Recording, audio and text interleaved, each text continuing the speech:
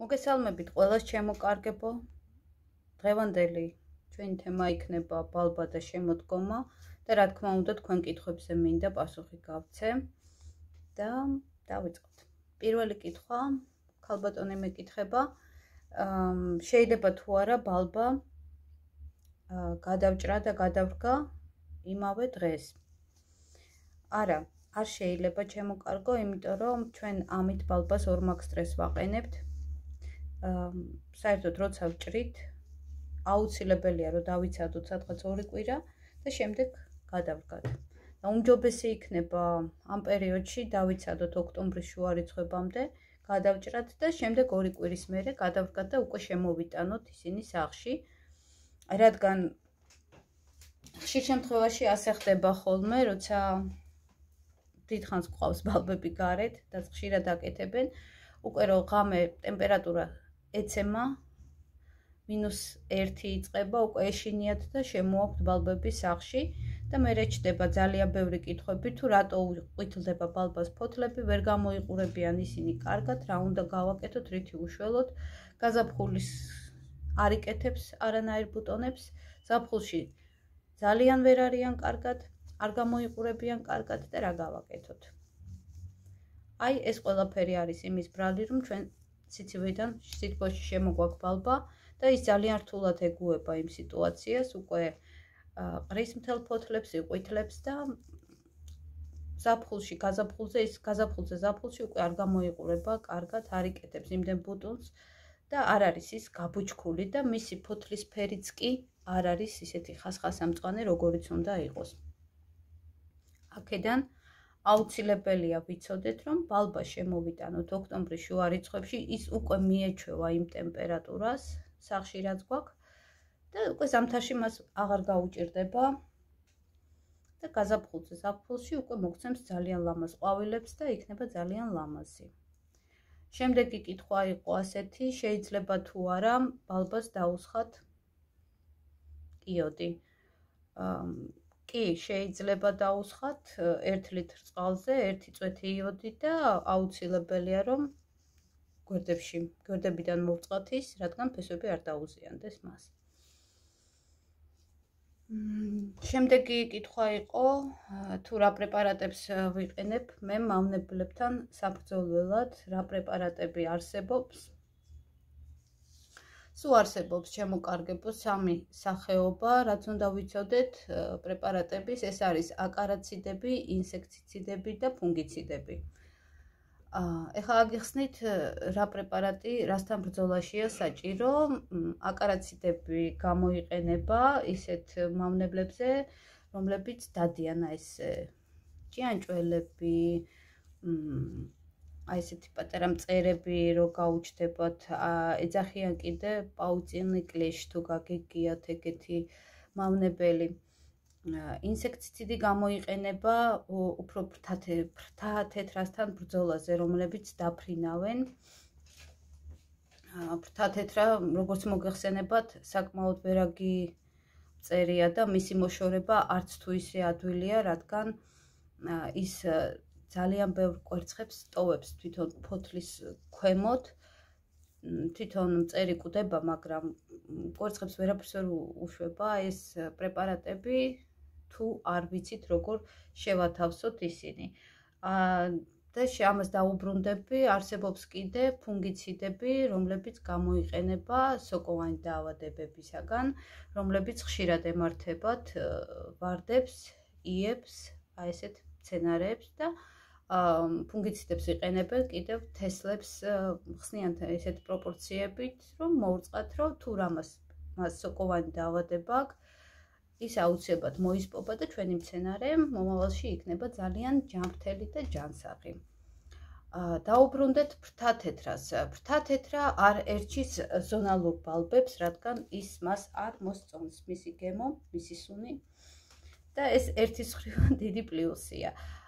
ფრთა-თეთრა უფრო ეხება სამეფო ბალბა უყვარს ძალიან. ეს ერთ-ერთი მისთვის დელიკატესია, ძალიან უყვარს.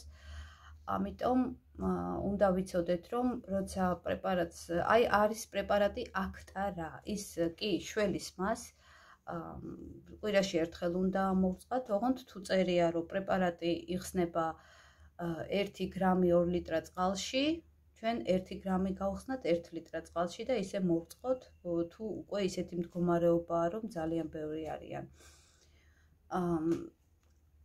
აკარაციდებს და ინსექტიციდებს ერთად ვაერთიანებთ, თუ ეს უკვე ისეთ უკიდურესი შემთხვევაა, რომ ძალიან ბევრი დაგვესია, ეს ორი პრეპარატი აკარაციდები ებრძვიან თვითონ წერს, პეპელას, ხოლო ინსექტიციდი უკვე მის კვერცხებს, დადებულ კვერცხებს კარგად მოსპობს. ანუ ეს ორი პრეპარატი ერთად გავაერთიანოთ და ეს უფრო ეფექტურად მოსპობს ფრთათეთრას. და რაც შეეხება ვიტამინებს, თუ რას უკეთებ მე ჩემ ბალბას, უბრალოდ ზამთრის პერიოდში ბალბას ბიოჰუმუსით ვრწყავ, რადგან ის ორგანული სასუქია და მას ხელს უწყობს, რომ ფესვით ჯანსაღი ქონდეს, მცენარედ ჯანსაღად გამოიყურებოდეს და ყველანაირად უხდება ბიოჰუმუსი ყველანაირ მცენარეს, ეს მინდა ვთქვა ზამთრის პერიოდში. გაზაფხულზე აუცილებლად ამ პრეპარატს ვიყენებ, რეასტილს, პროსტორეთ, აქ აწერია მოყვავილე და ოთახის ყვავილებისთვის. ამას რატო არ ვიყენებ ზამთარში, ეხლა იმედია. გამოჩნდა. ზამთარში არ ვიყენებ, იმიტომ რომ ის დიდი რაოდენობით შეიცავს აზოტს. როცა ასეთ პრეპარატებს ვყიდულობთ, აუცილებელია რომ გადმოვატრიალოთ და წავიკითხოთ, თუ ის აზოტის რაოდენობა 10%-ს აღწევს, მაშინ ეს პრეპარატი ზამთარში ჩვენ არ გამოგვადგება, რადგან ძალიან ძლიერია, ზამთარში ბალბამ უნდა დაისვენოს, აუცილებელია რომ დაისვენოს და ეს მის პროვოცირებას ახდენს, რომ მან უფრო და უფრო მეტი ბუტონები ჩაიდოს, იყვავილოს და უკვე გაზაფხულზე ის უკვე იმდენად დაღლილია, რომ ნაკლებად იძლევა ყვავილებს, ზაფხულში ძალიან უჭირს მას და ამიტომ საჭიროა შევასვენოთ ზამთარში ბალბა და მივცეთ მას მხოლოდ ბიოჰუმუსი.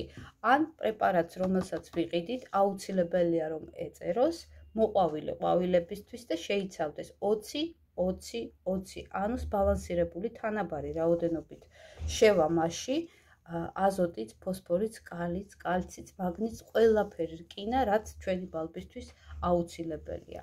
აი ასეთ თანაბარი რაოდენობით პრეპარატ ჩვენ შეგვიძლია ის ზამთარშიც მივცეთ, სადღაც 2 თვეში ერთხელ ესე მოვწყათ ჩვენი მცენარე. მინდა კიდე განახოთ ერთი ლაიფჰაკი, რომელიც მე ძალიან გამომადგა, რადგან გადავარჩინე მცენარე, ის მხოლოდ ერთი დამრჩა. დუპლიკატი არ ამყავს სამწუხაროდ და ამიტომ მომიწია აი ესეთი რაღაცების მოფიქრება, რადგან გადამერჩინა ის. ის დევს პატარა პლასტიკურ ჭიქაში, დაბლა ძირი აქვს მოჭრილი და ამიტომ მას ხშირად არის ესეთ პატარა ჭიქებში ყავს ჩვენ უკვე დაფესვიანებული ბალბა, მაგრამ თუ ოდნავ დაგვავიწყდა მასზე, ხო, ის რომ გამოშრეს დავასხათ მერე წყალი, დიდი რაოდენობით ის უკვე всё, მეორე დღეს ჩამოყრის ფოთლებს და გაფუჭდა ბალბა დაგვეკარგა.